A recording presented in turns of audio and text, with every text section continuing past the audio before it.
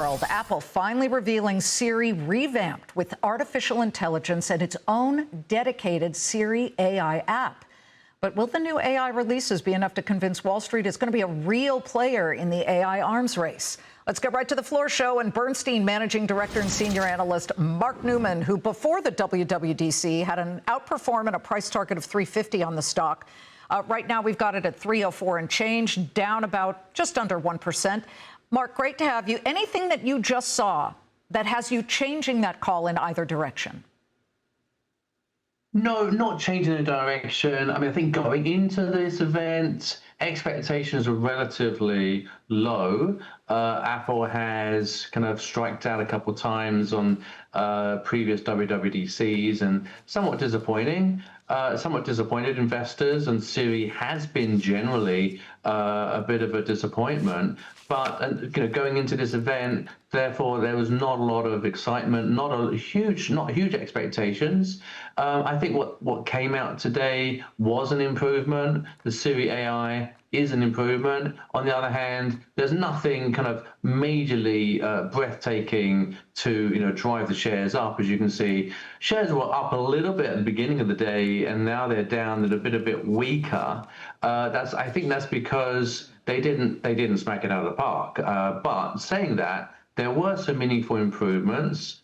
Siri AI, and this is not. Unlike the bears were saying, this is just Apple using Google Gemini model. No, this is Apple's own foundation models, and they're using Google Gemini to power the models.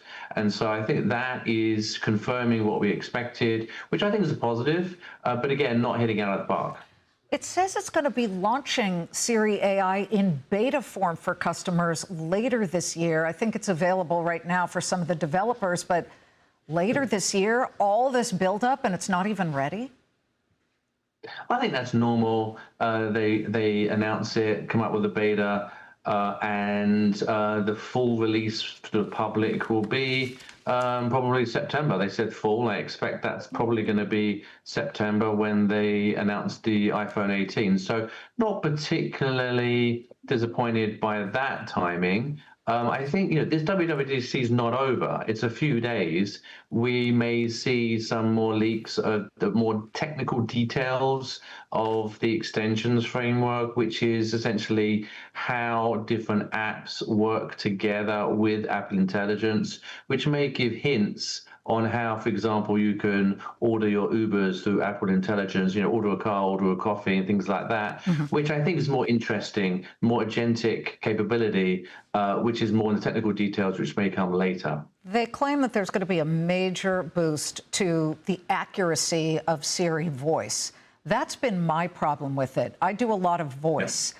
And they get everything wrong. And so I'm really hoping that this is a big improvement. Do you see that as an option as they make other announcements? Users can refer back to conversations with the new dedicated Siri app. Siri improvement extends to CarPlay and AirPods. But people want to know it's going to be accurate. Yeah, I think that's right. I mean, I think, to be fair, the bar is pretty low. You're not the That's only not one. good, is it, Mark? I mean, you've said that twice now, that the bar was low.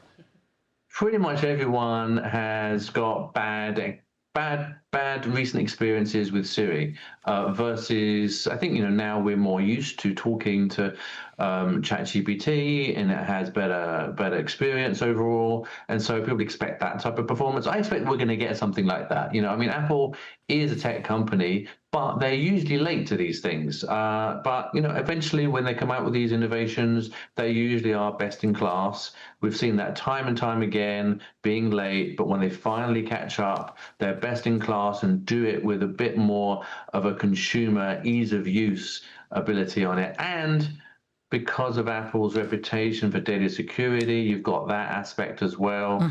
Everything is going to be on your device and then offloaded to Apple's private cloud. It's not going to OpenAI. It's not going to Google's cloud. It's all staying within the confines confines of Apple, which is a benefit. I do want to ask you, because the iPhone replacement cycle has been elongating year after year. That's a good thing if you don't want to constantly upgrade your phone.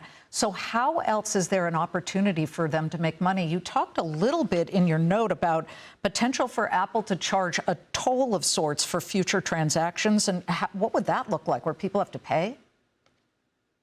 I think there's a possibility where Apple could either charge a premium for a premium version of Apple Intelligence, or it could essentially charge for transactions you do. So when Apple Intelligence is used for agentic capability, so for example, you ask Siri, look through my calendar and book the cars for my meetings today. You have five meetings, different places in the city, and then it just orders the cars for you. It knows where you are, what you're doing, and so it just orders the cars seamlessly for you as you walk out of the meetings. Who gets those cars? Who gets those orders? Is that Uber? How much money does Uber make from that? Possibly Apple could take a cut from that. Oh. These are just kind of potential possibilities for what Apple could do, potentially to take a toll through these transactions, cars, coffees, various things you could order through Apple Intelligence. I think that is a huge potential for them going forwards. Mark, we're watching Apple shares. I wouldn't put too much into any reversal in the stock down about 1%, because every worldwide developers conference and every big event that they roll things out, this is exactly how it goes. The stock marginally sells off. But it's good to have you. Thank you so much. Thank you very much. Appreciate that.